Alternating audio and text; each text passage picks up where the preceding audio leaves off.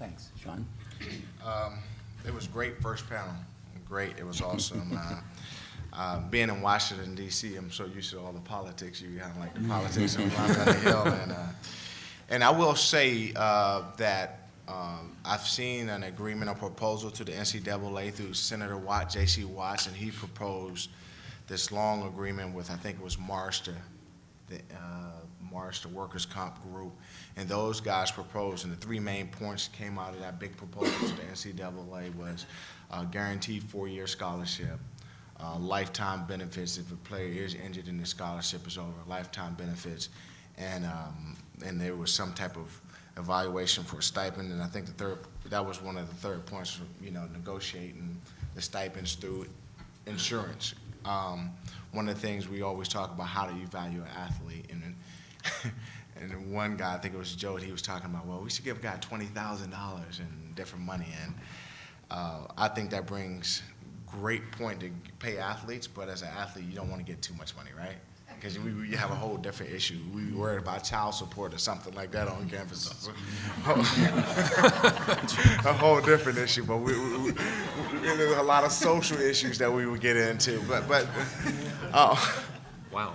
But I will say this, but I want to get this point across. As a Ohio State, and I'm so proud of this university putting this on, because a lot of time what's overlooked is, you want to pay athletes, and we love to play the sport, but I will say, and maybe hopefully everybody agrees with this, when I came to Ohio State, I was passionate about football, and I felt that there was no brand bigger than the Ohio State brand. So I played because I loved the university, and I played because of the tradition of players who came before, like my father, Ron, who played here, and Neil Cozy and Archie Griffin, and you can go back 100 years of winning football here at Ohio State.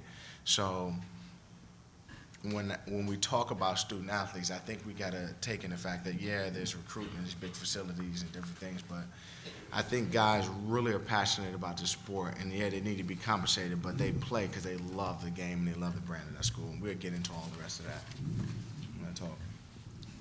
Kelly? Hi, I want to thank the panel for inviting me for one. I'm probably the oldest one up here is my guess, looking at the faces.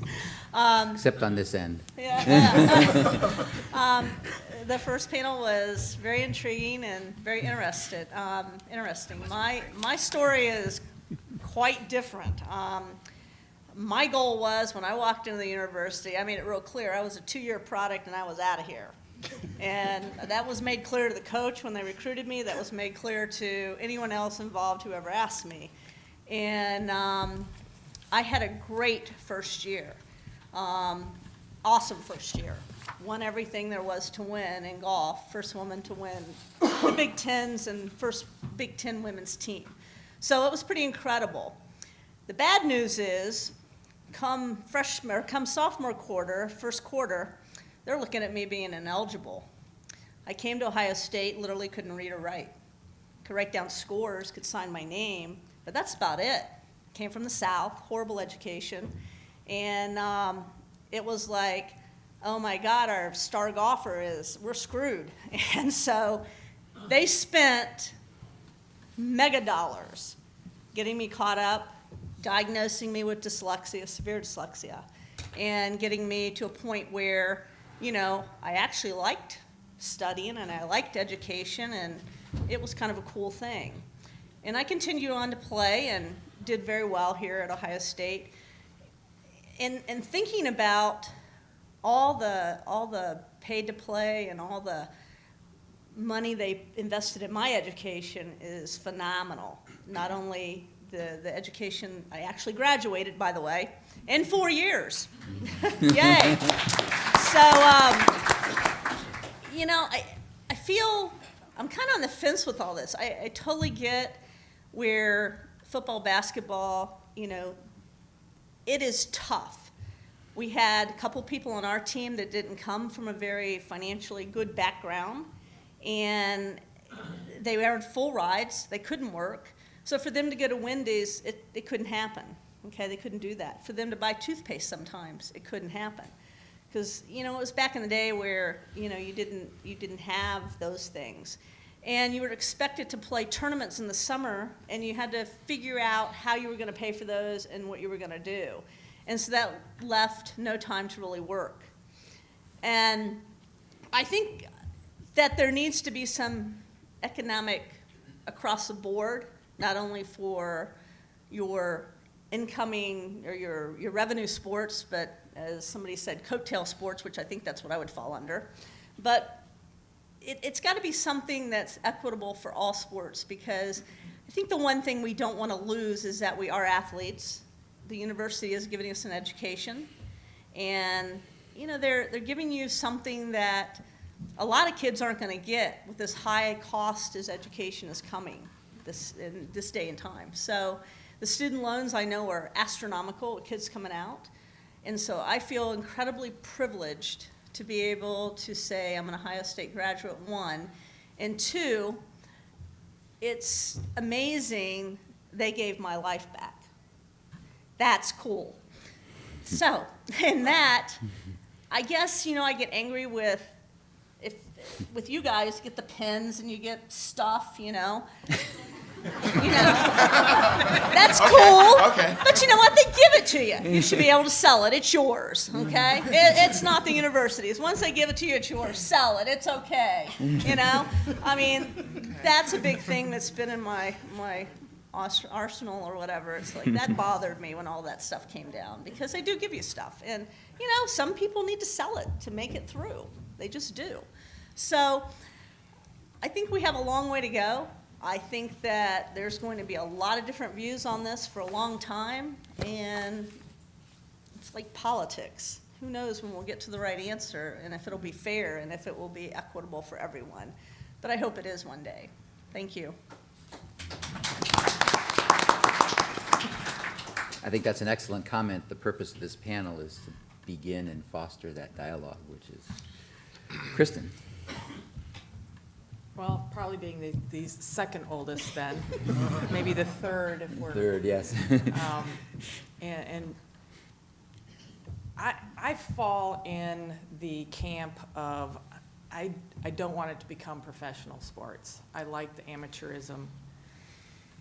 I am all over the board with certain things, and talking about this has been really, really cathartic for me. I played on a team in the early 80s, and when I came to the big city, I was also dyslexic, although I had caught it earlier in my career. And I loved all the things that Ohio State could afford me. I loved the education, I loved the team, my teammates, which we were all over socioeconomic backgrounds. I love being able to be a part of a team that I learned more about the rest of the world than my little 7,000 person hometown. I loved being able to have tutors. I loved being able to never be closed out of a class. When you're an athlete at most universities, you're never closed out of a class because you have a schedule that's very important. And when I have practice from 2 to 3, and if there's 3 accounting classes, I was an accounting undergrad, and there's only one that falls outside that time period, I'm pretty much guaranteed I can get that class, which helps you stay on schedule to get your degree on time. We were the only women's sport, and may still be today, that had training table where we were given dinner. Normally that's just football and basketball. At Ohio State it was also women's basketball. All of those things, plus a fabulous education.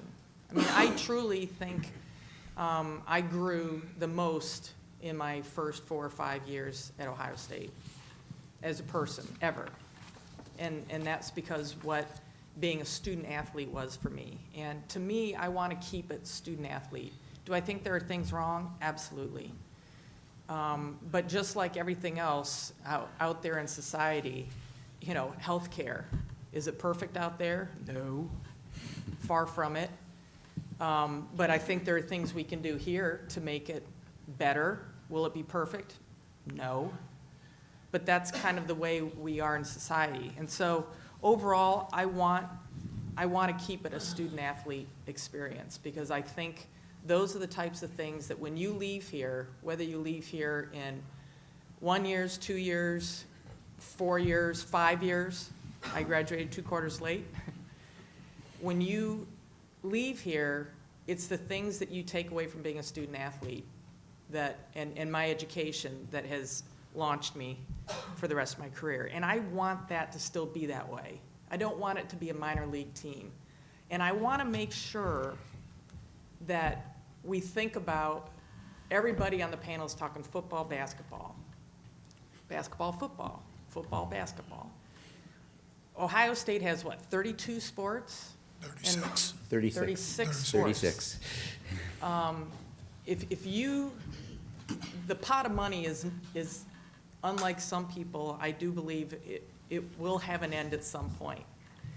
And I hate to see what happens to like Miami University when they lost their men's baseball team and wrestling and things like that because of Title IX. Love Title IX. I'm a beneficiary of it. But I don't want the money to be funneled such that you have other people in other sports who might not be the UA lacrosse player, but you may be the West Virginia wrestler or the Huron, Ohio basketball player. And I want to make sure that we don't cut off our nose to spite our face, and we provide it to everyone as best we can. Are there inequities? Yes. Will there always be inequities? Yes. Are there things we can fix? Absolutely, and I think we should. And forums like this, I really want to congratulate Ohio State for putting this on. It's kind of a ballsy move. I like it. You know, the more we talk about it, the more issues get out, the more people get educated. I know the last 2 days I've been more educated on this issue, and I'm better for it. And I think the more we talk, everyone will be that way.